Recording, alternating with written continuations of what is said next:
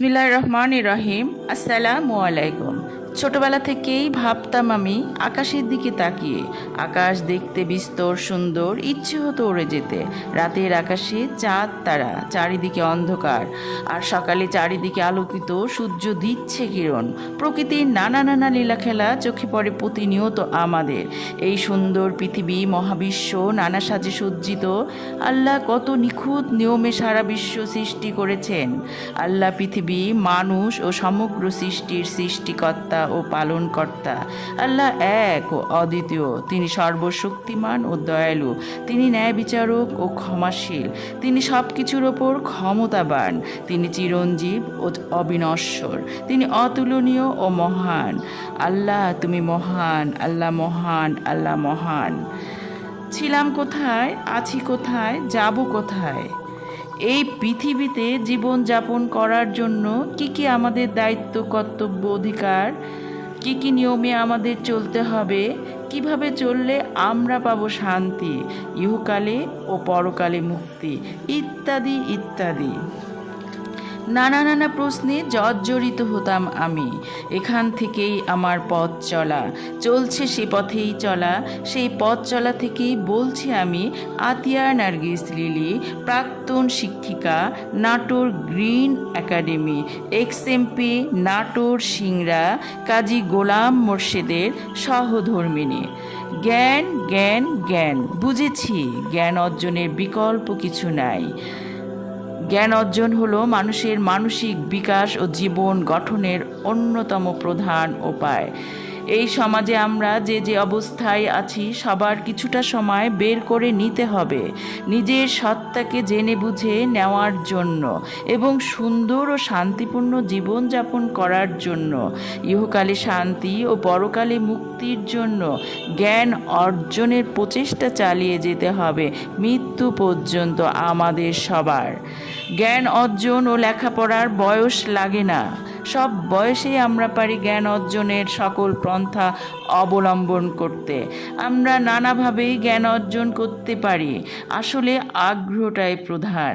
আমরা জ্ঞান অর্জন না করলে পারবো না আমরা সঠিকভাবে জীবন পরিচালনা করতে, পারবো না আল্লাহর রহমত চিনতে, পারবো না শুকরিয়া আদায় করতে আল্লাহর কাছে, পারবো না সঠিকভাবে রাজনীতি করতে, পারবো না ন্যায় পথে জীবন যাপন করতে, পারবো না কিছুই সঠিকভাবে করতে।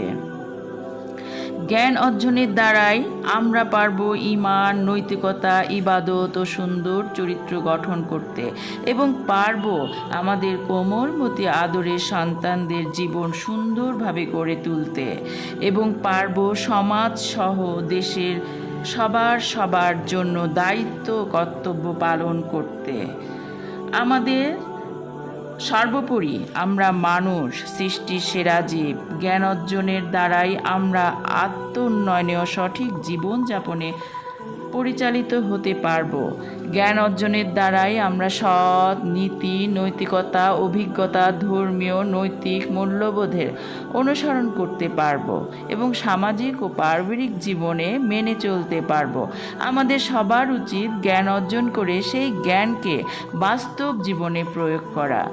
আমরা দেখছি আজকে যে শিশু, কালকে পিতামাতা, পরশু দাদা দাদি, এমনই করে চলছে জীবন, চলছে আমাদের দিনাতিপাত।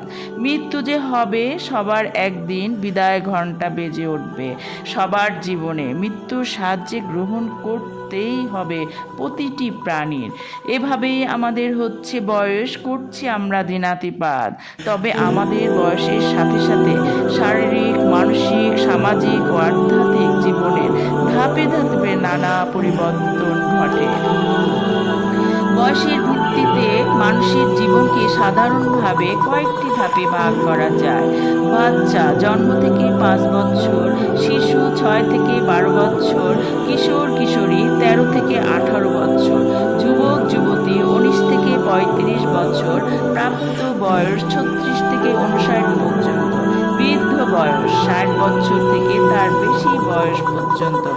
বয়সের ধাপ সাধারণত এভাবেই ধরা হয়।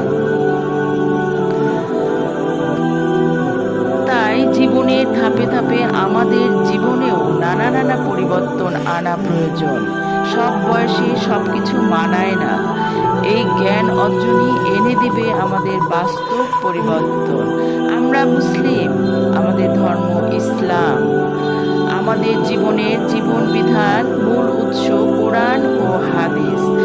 মানুষের জীবনের এই ধাপগুলোতে সঠিকভাবে পরিচালিত করতে শিক্ষা দিয়েছে আমাদের ধর্মগ্রন্থ কোরআন শরীফ ও হাদিস শরীফ।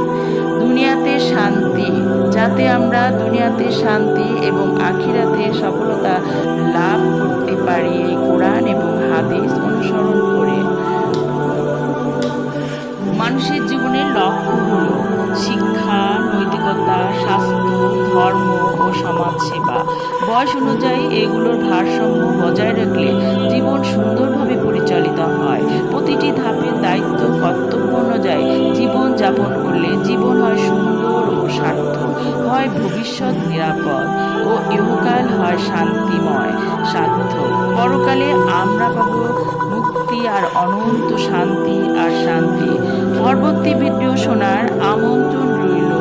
ভালো থেকো সবাই, দোয়া চাই, দোয়া করি। আল্লাহ হাফেজ।